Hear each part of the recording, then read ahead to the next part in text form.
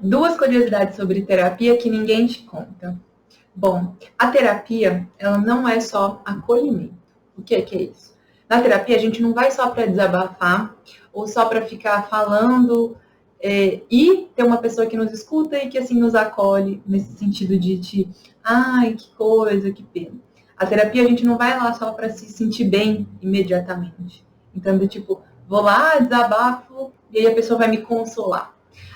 Isso é parte, e é parte da construção do vínculo que a gente faz com o terapeuta. Que a gente sinta que é uma pessoa que consegue escutar o que a gente está dizendo, mas o mais importante, inclusive talvez o que é assim, particular da terapia. Porque, por exemplo, esse desabafo, esse acolhimento a gente encontra nos nossos outros relacionamentos.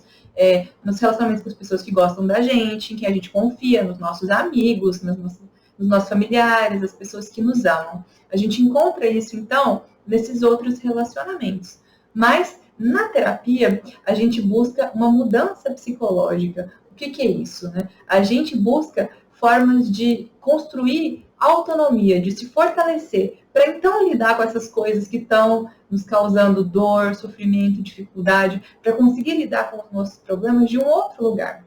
Ou seja, em terapia, além de ser acolhido, então além de se sentir ouvido por alguém, a gente também vai se fortalecer e olhar para os nossos problemas e olhar para por que é que a gente acaba se colocando nessa posição em relação aos problemas. Eu explico. A vida sempre vai ter dificuldades, né? Mas o que não quer dizer que ela é só dificuldades ou que a gente não dá conta delas. A gente sofre e geralmente fica ali empacado, sem conseguir prosseguir com alguma dificuldade, quando a gente sente que não está dando conta, quando a gente sente que os problemas, ou as dores, ou o que aconteceu, ou o que está acontecendo, é grande demais, é forte demais. E a gente olha para isso para tentar então entender por que é que as coisas estão assim. É quando a gente se fortalece, é quando a gente entende por que é que a gente repete às vezes as mesmas coisas, por que a gente comete os mesmos erros, que aí a gente pode olhar para isso de um outro lugar.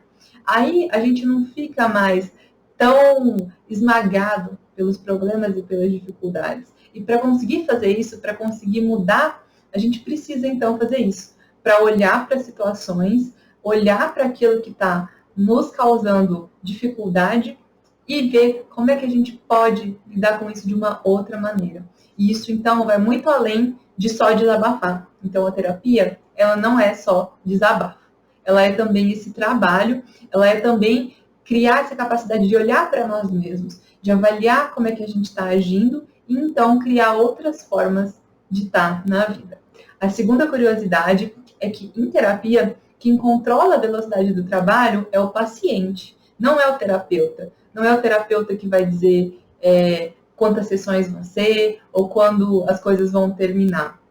Em terapia, inclusive porque depende das possibilidades do paciente e depende desse encontro entre terapeuta e paciente também. Ou seja, dessa dupla que eles formam, do vínculo que eles formam. O que isso quer dizer? Quer dizer que com o mesmo terapeuta, com pacientes diferentes, vai ter velocidades de trabalho diferentes. E o paciente também. Se tivesse com um outro terapeuta, talvez o trabalho estaria acontecendo numa outra configuração. Isso não é para dizer que tem melhor ou que tem pior, não. É para a gente saber que a vida é isso, que a vida depende das nossas possibilidades, dos nossos encontros. E cabe, especialmente, então, ao paciente ir avaliando o que está acontecendo. Como eu tinha dito na primeira curiosidade, né, que a terapia ela não é só acolher.